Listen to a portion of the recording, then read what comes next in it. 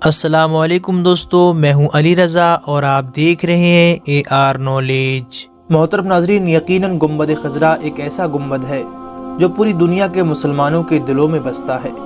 کوئی مسلمان ایسا نہیں جس کے دل میں گنبد خضرا کی زیارت کی خواہش انگڑائی نہ لیتی ہو۔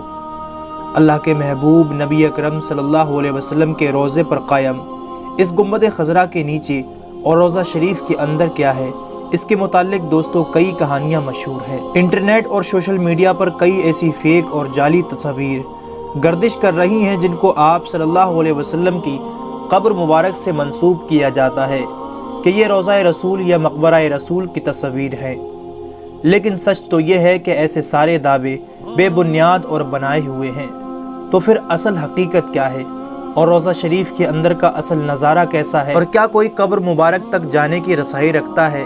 اور ساتھ یہ بھی آپ کو بتائیں گے کہ روضہ رسول صلی اللہ علیہ وسلم کی زیارت کی آخری سعادت کب اور کس کو نصیب ہوئی۔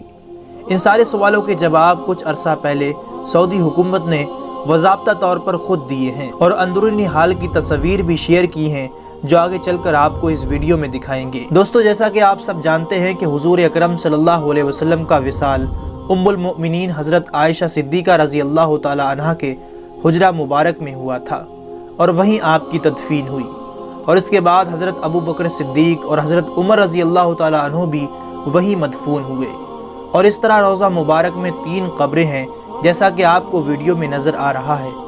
کوئی بھی ایسی تصویر جس میں صرف ایک قبر ہو وہ کسی صورت میں رسول اکرم صلی اللہ علیہ وسلم کی قبر مبارک نہیں ہو سکتی، اور ویسے بھی آپ صلی اللہ علیہ وسلم کی قبر مبارک کی کوئی تصویر دنیا میں موجود ہی نہیں، اس لیے کہ گزشتہ 5.5 صدیوں میں کوئی آپ صلی اللہ علیہ وسلم کی قبر مبارک تک نہیں پہنچ سکا ہے، اور اس سے پہلے کوئی کیمرہ بھی موجود نہیں تھا کہ اس طرح کی کوئی تصویر ہوتی۔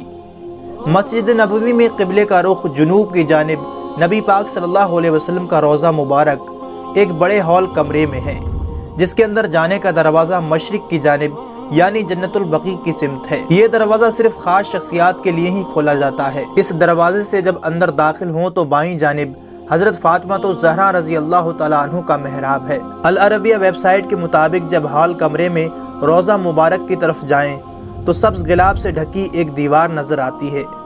1406 ہجری میں شاہ فہد کے دور میں اس غلاف کو تبدیل کیا گیا تھا، اور اس سے پہلے اس پر ڈھانکے جانے والا پردہ 1370 ہجری میں شاہ عبدالعزیز کے دور میں تیار کیا گیا تھا۔ دوستو، وہ حجرہ شریف جس میں آپ صلی اللہ علیہ وسلم اور آپ کے اصحاب کی قبریں ہیں، اس کے گرد ایک 4 دیواری ہے۔ اس 4 دیواری سے لگی ہوئی ایک اور دیوار ہے جو کہ 5 کونوں پر بنی ہوئی ہے۔ یہ 5 کونوں والی دیوار حضرت عمر بن عبدالعزیز رحمۃ اللہ علیہ نے بنوائی تھی، اور اس دیوار کے 5 کونے رکھنے کا مقصد اسے خانہ کعبہ کی مشابہت سے بچانا تھا۔ اس 5 دیواری کے گرد ایک اور 5 دیواروں والی فصیل ہے۔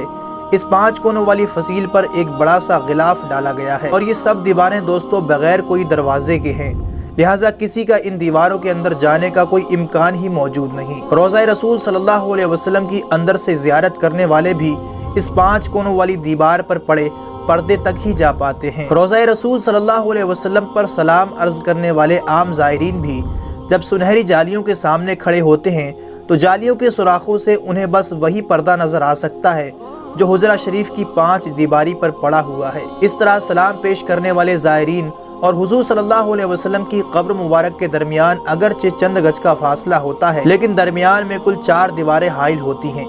ایک سنہری جالیوں والی دیوار، دوسری 5 رکن والی دیوار، تیسری ایک اور 5 کونوں والی دیوار، اور چوتھی وہ 4 دیواری ہے جو کہ اصل حجرے کی دیوار تھی۔ گزشتہ 1300 سال سے اس 5 دیواری حجرے کے اندر کوئی نہیں جا سکا سوائے 2 موقع کے۔ ایک بار 91 ہجری میں حضرت عمر بن عبدالعزیز رحمۃ اللہ علیہ کے دور میں ان کا غلام، اور دوسری بار 881 ہجری میں علامہ سمودی کے بیان کے مطابق وہ خود۔ دوستو، کہا جاتا ہے کہ 91 ہجری سے لے کر 881 ہجری تک تقریباً 8 صدیاں کوئی بھی شخص آپ صلی اللہ علیہ وسلم کی قبر مبارک کو نہیں دیکھ پایا۔ اس کے بعد 881 ہجری میں حجرہ شریف کی دیواروں کے وسیدہ ہو جانے کے بعد ان کی دوبارہ تعمیر کرنا پڑی۔ اس وقت نامور مورخ علامہ نور الدین ابو الحسن الصمودی علیہ رحمہ مدینہ منورہ میں موجود تھے، جنہیں ان دیواروں کے دوبارہ تعمیر میں حصہ لینے کی سعادت حاصل ہوئی۔ وہ لکھتے ہیں کہ 14 شعبان 881 ہجری کو 5 دیواریں مکمل طور پر ڈھا دی گئیں۔ دیکھا کہ اندرونی 4 دیواری میں بھی دراریں پڑی ہوئی تھیں، چنانچہ وہ بھی ڈھا دی گئی۔ اب ہماری آنکھوں کے سامنے مقدس حجرہ تھا۔ مجھے اندر جانے کی سعادت ملی۔ میں شمالی جانب سے اندر داخل ہوا۔